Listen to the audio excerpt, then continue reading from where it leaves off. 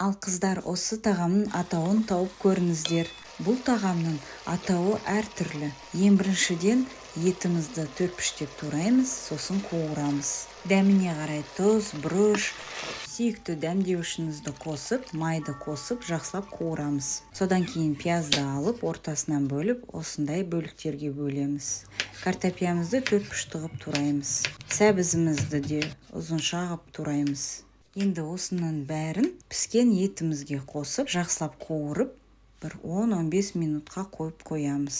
Өзі бұғып, әбден қуырылып, күшті болып шығады. Тұзды ұмытпаңыз себуді. Бұл жерде менде бешбармақтың қамыры.